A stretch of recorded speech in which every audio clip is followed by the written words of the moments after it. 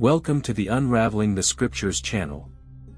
Usually, when discussing slavery in ancient Egypt, we naturally recall the people of Israel, who endured about 430 years of servitude under the descendants of Misraim, the Egyptians. In this video, I will delve into the details of the 430 years of slavery faced by the people of Israel, the Semitic Hebrews originating from the Middle East, in the northern region of Africa, specifically in Egypt. The secrets behind the 430 years of Semitic Hebrew slavery. Narratives typically focus on the triumphant exodus of the Israelites from the land of Egypt, propelled by the power of the God of Abraham, through the plagues and the parting of the Red Sea, with Moses and Aaron leading them out and their journey through the desert.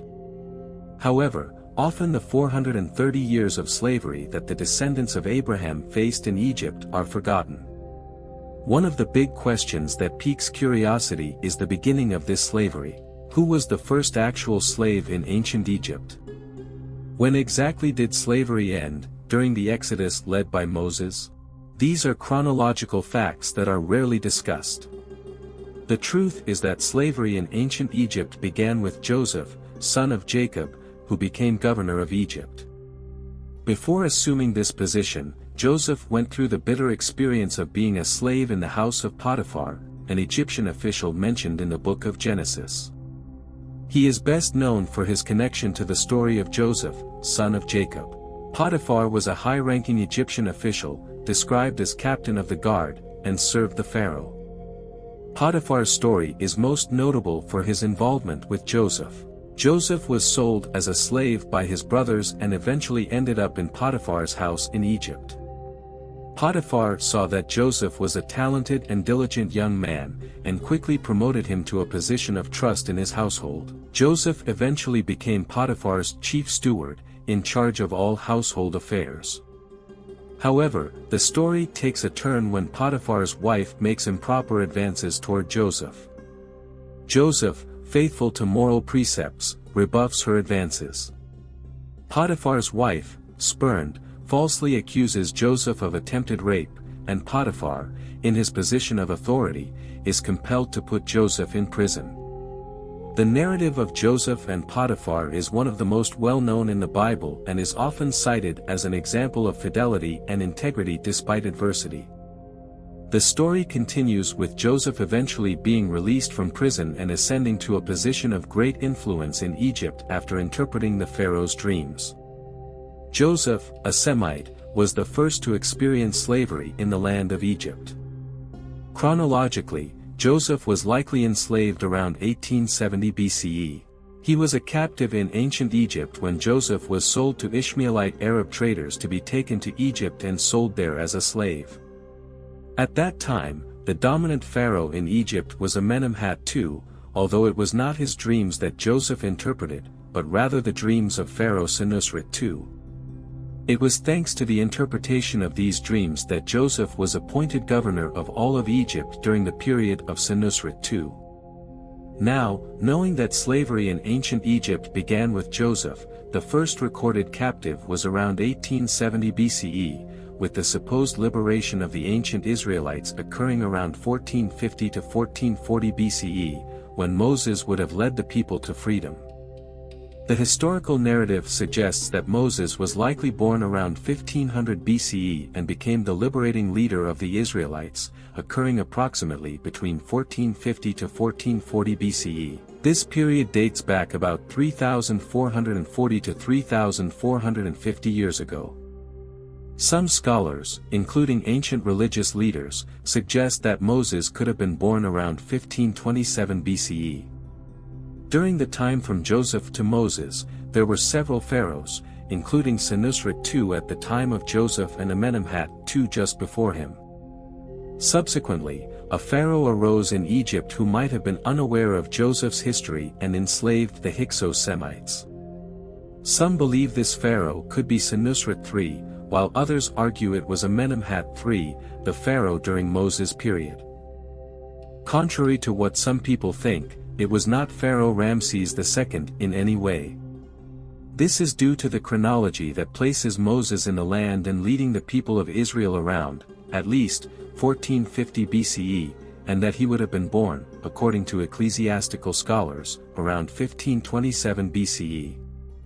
The pharaoh during Moses' time was actually Thutmose or Thutmose III. At the beginning of the 430 years of slavery of the people of Israel, Egypt, around 1900 BCE, was experiencing numerous migrations of Asian peoples, especially from the Levant, mainly peoples of Semitic origin. Among these peoples migrating to Egypt were the Arameans, who inhabited and settled in the region. Subsequently, other peoples, such as the Ishmaelites, including those who brought Joseph to Egypt, demonstrated the significant influx of Semites in the region, as did the Midianites. The Bible also mentions the Kenite, who were present in the land of Egypt and are descendants of Esau, also being Edomite Arabs, belonging to the same Semitic origin.